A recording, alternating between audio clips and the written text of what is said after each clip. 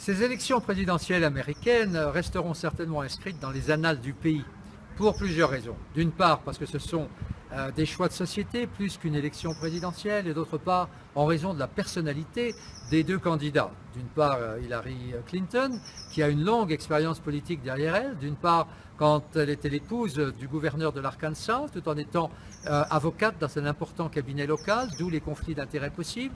Ensuite, elle a été la première dame des États-Unis lorsque son mari, Bill Clinton, est entré à la Maison-Blanche, où il est resté pendant 8 ans. Et enfin, elle a été candidate une première fois contre Barack Obama. Et là, elle a perdu, mais elle a été nommée secrétaire d'État par le président et les ennuis ont commencé pour elle. D'une part, avec l'affaire Benghazi, où elle a été directement responsable de la mort de l'ambassadeur Stevens. Puis, à cette occasion, le Congrès ayant fait une enquête, a découvert qu'elle avait un serveur secret chez elle, où elle traitait les affaires de l'État sans aucune sécurité.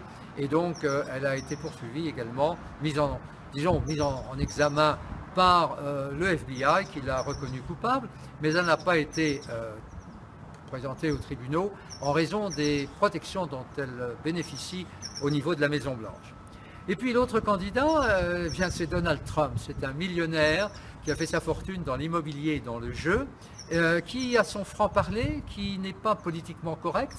Mais c'est un peu pour ça que la moitié des États-Unis l'ont choisi, car ils veulent quelqu'un capable de changer Washington, de changer les États-Unis, de redonner son rayonnement à ce pays et de lui redonner sa grandeur passée. Donc cet homme a mis sa fortune au service de cette élection. Et il crée un mouvement, même s'il n'était pas élu, le mouvement continuerait au-delà de cette élection. C'est un homme qui a certainement su s'entourer de personnalités importantes et intéressantes, mais c'est aussi un petit peu ce qu'on lui reproche, un Dallas de la politique, la télé-réalité au service de la politique, les résultats dans quelques jours, puisque ce sera le 8 novembre que nous aurons les résultats de cette élection exceptionnelle.